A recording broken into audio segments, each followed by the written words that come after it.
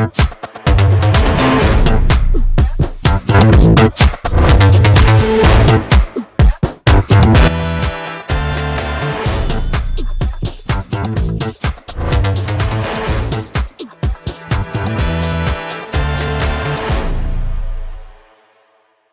everyone, and welcome to another episode of the Virtual Ninja Show. My name is Andrew, and I'll be your special guest host for today's episode.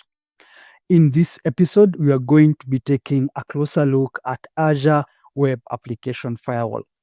Joining me to unpack this topic is my colleague Sai Prasanna Kishor. Sai, please welcome to the show and please introduce yourself.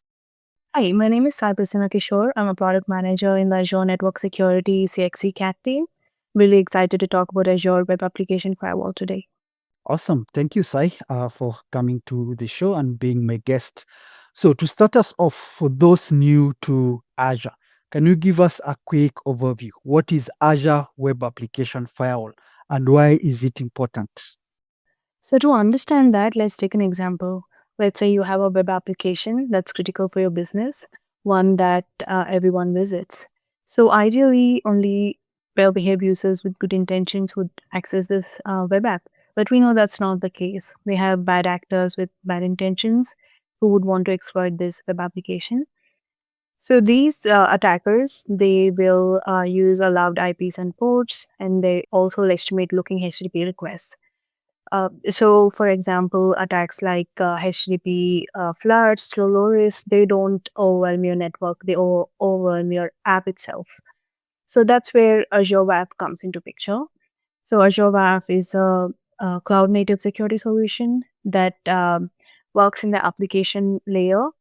It understands HTTP and it provides frontline defense for your web-based applications and protects them from vulnerabilities and common threats such as SQL injection, cross-site scripting, path traversal, and much more, which are also included in the OWASP top 10.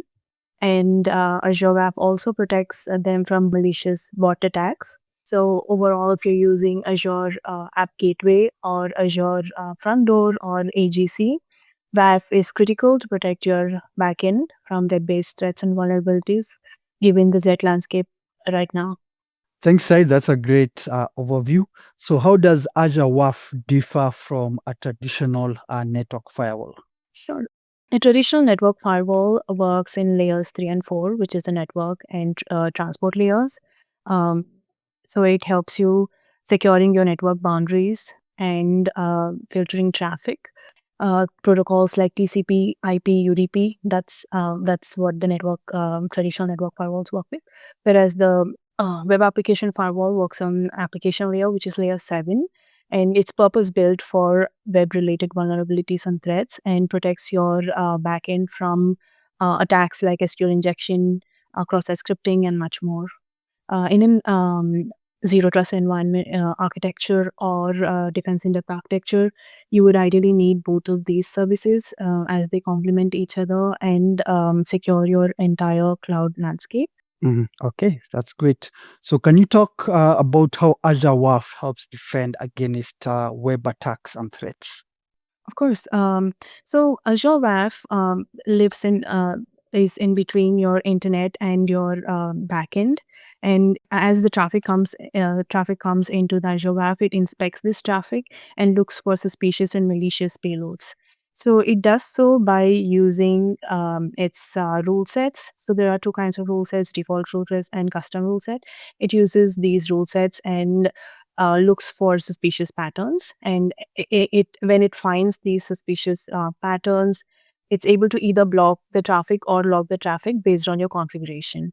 So it kind of gives you a frontline defense before the traffic even hits the backend, and doesn't allow this bad traffic to get your servers. Okay, that's great. And where is Azure WAF deployed? Is it a standalone product? Azure WAF is not a standalone product. It's integrated with Azure Front Door, Azure App Gateway, and Azure Gateway for Containers. So let's talk about these products a little bit. So Azure Front Door is a modern CDN that provides low latency, high performance, scalable, and secure content. So you would use it when you need global load balancing for your content. And whereas App Gateway is a layer 7 load balancer as well, but this would be ideal for regional load balancing where you would need you could use this for internal as well as external applications. And lastly, Azure Gateway for containers is a layer 7 load balancer for Kubernetes backends. And this is WAF for AGC is still in public preview, but that's one more option. So concluding this is it's not a standalone service by itself, but you can use it with these services. That's great. You mentioned about the roles within Azure WAF. Can you go into more details into them? What are these rules? What are the rules currently available for WAF? Definitely. Azure WAF comes with two different types of rule sets. The first one is managed rule set, and the other one is the custom rule set. So, managed rule set is based on the OWASP top 10 attacks, the core rule set. So it protects you against attacks like path reversal, XSS, and cross-site scripting, SQL injection, and it also has protection against bot-related attacks. So protects your backend from malicious bots that can scrape your content. And Microsoft also regularly updates these. So then you also have a custom rule set, which you can use it if you have any specific requirements in your environment. You can use rules based on IPs, rules based on geolocation, request headers, um, URI patterns, and much more. So you can specify your conditions and either allow a log or block the traffic. So these are the options you have with Azure WAF.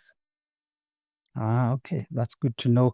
How do organizations ensure their WAF rule sets stay up to date, and why is this important? First of all, updating your WAF rules is extremely important because of the evolving threat landscape. So if that doesn't happen, you're not completely protected from these evolving threats. So, but the good news is Microsoft does that for you automatically, and there's no manual interventions required.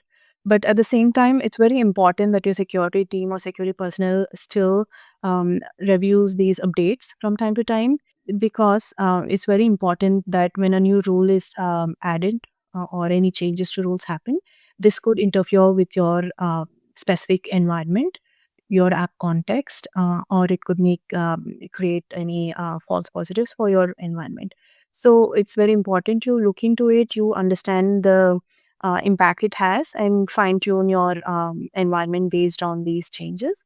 So that's why it's really important that you review and you're updated with what kind of updates are being made.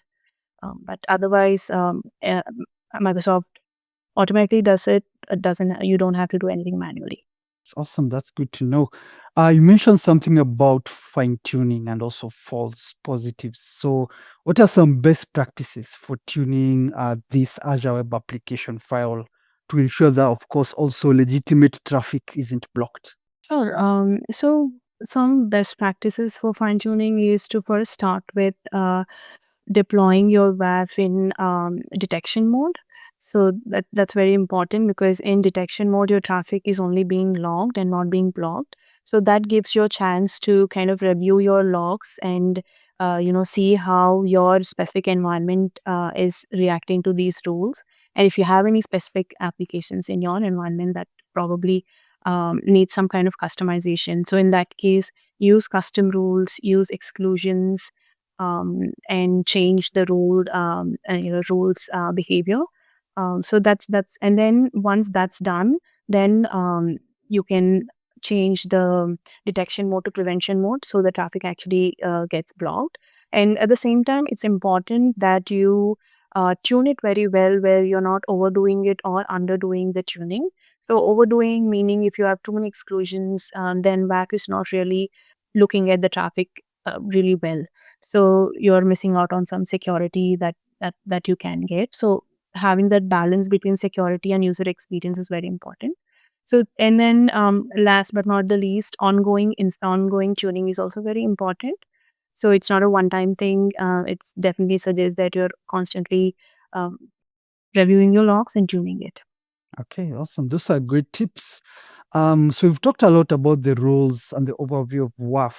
So moving on, how can customers monitor and investigate security events or attacks detected by Azure Web Application Firewall? Of course, Azure WAF has the options for diagnostic logging. So you have to do that on the app gateway or Azure front door or ADC, however you deploy it. You have to enable your diagnostic logging there. Once you do that, you will see logs and you can analyze these logs. So that's possible using Azure Monitor, Azure Log Analytics, and diagnostic logging. So you can use these logs and look for attack patterns, do threat hunting, and much more. We also suggest that you integrate your logs with Sentinel and also with a security copilot to get much more better analysis and automatic responses to your attacks and much more. Okay, that's great. And then, in your experience, what are some common mistakes that you see being made when deploying Azure Web Application Firewall? And maybe how can you avoid them? What are some tips that you can give us? Sure. I think common mistakes would be to first of all, directly deploy your WAF in prevention mode. So we suggest that you deploy it in detection mode, auto tune, tune it for your environment, and then, revert it back to prevention mode. Because if you don't have your WAF in prevention mode, then it's not going to block the traffic. So that's very important. And at the same time, tuning it correctly for your specific environment and app context is important. If you don't do that, you will see a lot of noise and false positives. So these are a few things I've seen customers do, and it's important that you take care of that. Awesome. Lastly, is Azure WAF able to protect applications in other clouds and on premises? Or is it only able to protect applications running within Azure? Of course, Azure WAF can protect your applications running in third-party clouds and your on-premises as well. But that depends upon how you architect it. For example, if you have your on-premises and it has a public IP or FQDN, and if you, for example, use an app gateway, application gateway to forward traffic to it, then definitely WAF can be used to defend against web vulnerabilities. So yes, it's possible. It definitely depends upon how you architect it, though. That was an awesome overview of Azure WAF. I believe you also had a demo for us. Maybe you can take us through it so we're able to see how Azure WAF looks like and works within the Azure portal. Definitely, yes, I do have a demo. Thank you so much. I'm gonna show you the web application firewall and all its different features right now. So now I'm in the portal and we see two types of web application firewalls here. So let's start with that. The first one is the front door web application firewall, and the second one is the application gateway web application firewall. Since the ADC WAF is still in public review, we don't see that. But currently, these two are the different options. So let's look into the application gateway WAF and see how that looks like. So to start with the overview, we can see that this policy is in prevention mode, and you do have the option to change it to detection mode right here. And then let's look into the policy settings. So we have a few options here. The first one's enforce request body inspection. So this is the limit to how much of the request body needs to be inspected. And here is the enforce maximum request body limit. This is the limit to the maximum request body size itself. So this is the inspection limit, and this is the request body size limitation. And then we also have the maximum file upload limit, and then you can specify how much you want it to be. And then you have the block response status code. If you want to customize it in any way, you can use these to do that. And lastly, you have the JavaScript challenge action setting, which is the expiration time of the cookie for JavaScript challenge. So now let's look at the manage rules. So we have two types of manage rule sets, which the first one is the bot manager rule set, and we also have the default rule set.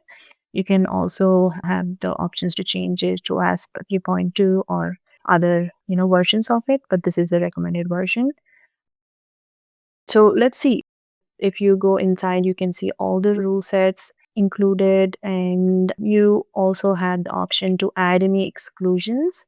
So let's see how the exclusions look like. These are all the exclusion options you have. These are the match variables and operators.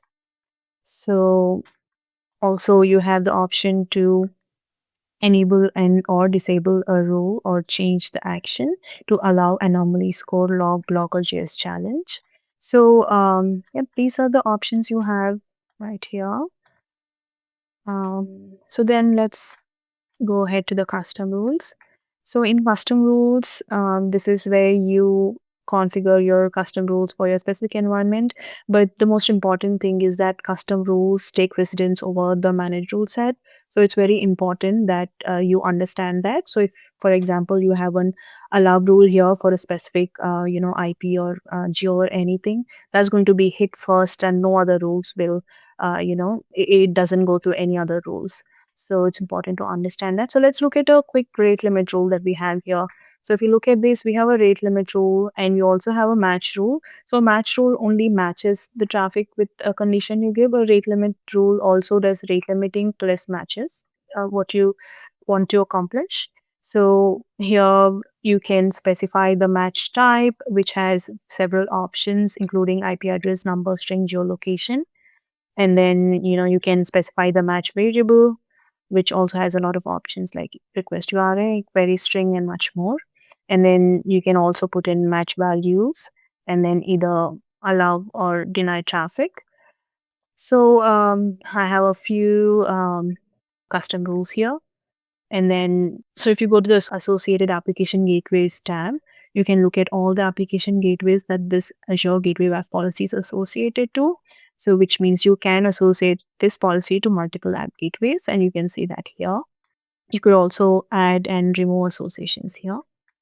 So, lastly, let's look at the sensitive data. So, this is where you can scrub your logs. So, when you enable diagnostic settings to collect your web application firewall logs, of course, you'll see a lot of data, which could include sensitive data for you. So if you want to scrub that sensitive data, you could use that to do that.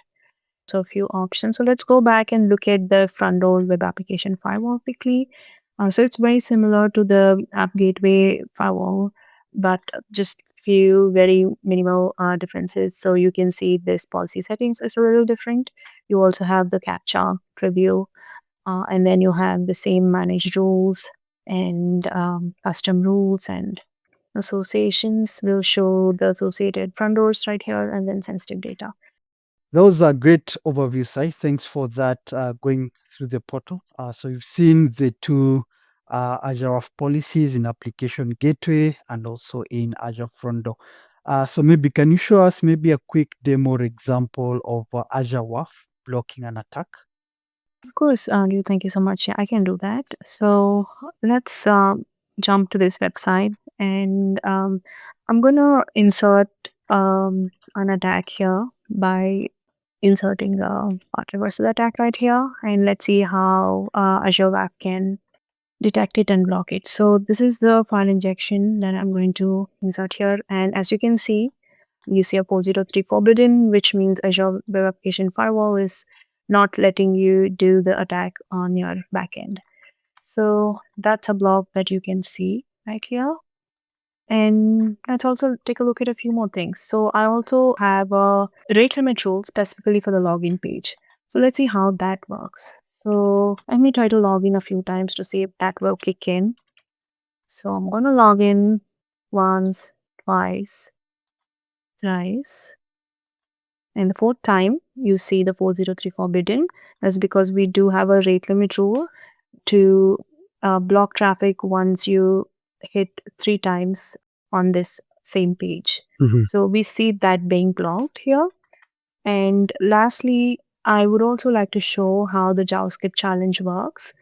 So I do have a JavaScript challenge on this /FTP page. So I'm going to go here and you can see that initially there's a quick JavaScript challenge that happens, that all that happens in the background without you having to do it by the browser. So you see this, that's the quick JavaScript challenge that happens when you go to that specific page.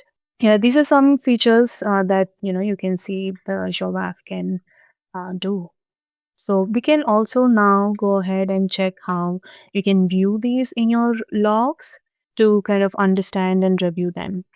Okay, that would be great. Okay, so I'll go back to the application gateway to get there. So let's go to the associated app gateways. So here's the application gateway that I want to port to.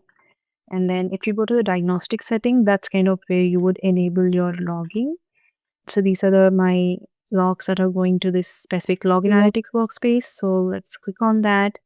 And I'm going to go to the logs. And here you go. So I'm going to run this KQL query, which looks for the category application gateway firewall log. Those are the logs we're looking for here.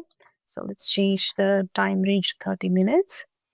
And you can see all of the logs right here. You can see the SQL injection attacks, JS challenge, which passed.